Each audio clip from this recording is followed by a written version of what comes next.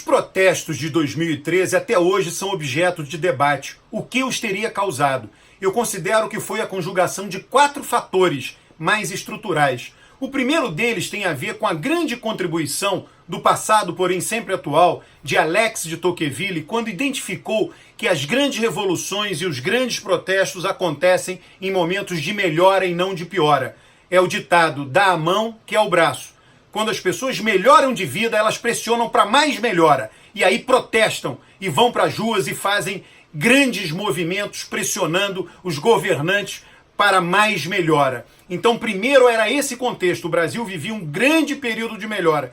Quando as pessoas estão numa situação de piora, no fundo do poço, elas se sentem fracas. Elas não vão à rua, elas passam a ter medo. Todos sabem, por exemplo, que greves ocorrem com mais frequência em períodos de pleno emprego e ocorrem com muito menos frequência em períodos de desemprego. Justamente por isso. Em pleno emprego, a pessoa sabe que pode entrar em greve, que não será demitida. Quando está numa situação de desemprego, a pessoa fica morrendo de medo de fazer greve, porque se for demitida, tem sempre alguém para ocupar o seu local. Então é isto que acontece. Essa coisa contraintuitiva de os grandes protestos acontecerem em momentos de melhoria foi importante para 2013. Em segundo lugar, a inflação de alimentos. Ninguém diz isso. No ano anterior a 2013, em 2011 a inflação de alimentos foi muito baixa, 5%. Em 2012, no ano anterior a 2013, a inflação de alimentos foi quase o dobro do IPCA oficial. O IPCA ficou na casa de 5 e alguma coisa, 5,80, uma coisa assim, e a inflação de alimentos dobrou em relação ao ano anterior, foi para 10%. Então a população pobre, a grande maioria do país, ela viu o seu poder de compra achatado pela inflação de alimentos. Em 2013 ela também foi alta. Então antes dos protestos, antes de começarem os protestos em 2013, a popularidade do governo Dilma caiu, e ela caiu por causa da inflação de alimentos. Esse foi o segundo fator. O terceiro fator, muito importante, era que o governo, naquele momento, não tinha uma narrativa para explicar à população a importância da Copa na sua vida, para o desenvolvimento do país, para o bem-estar, para a geração de empregos.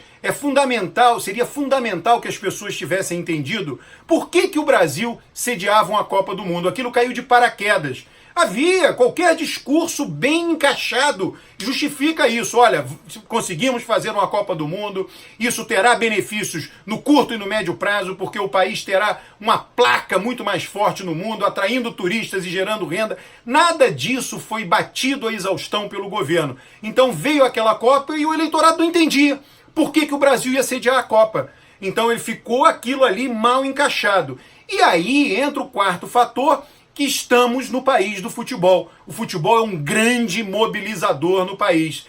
Os protestos ocorreram durante a Copa das Confederações, porque ali ficou visível para a população que algo que não tinha uma narrativa que explicasse aonde entrava, no bem-estar, na melhoria da vida dela, como é que você explicaria os gastos daquilo ali. E aí começaram a aparecer escândalos de corrupção, de superfaturamento. O Rio de Janeiro foi o local onde os protestos foram os maiores. E naquela época, no Rio de Janeiro, circulava dado de pesquisa, eu vi isto, circulava a informação entre o eleitorado do Rio que o Maracanã estava superfaturado, era uma crença do eleitorado, uma percepção que a obra do Maracanã havia sido inteiramente superfaturada com desvio de recursos da saúde. É uma crença da população.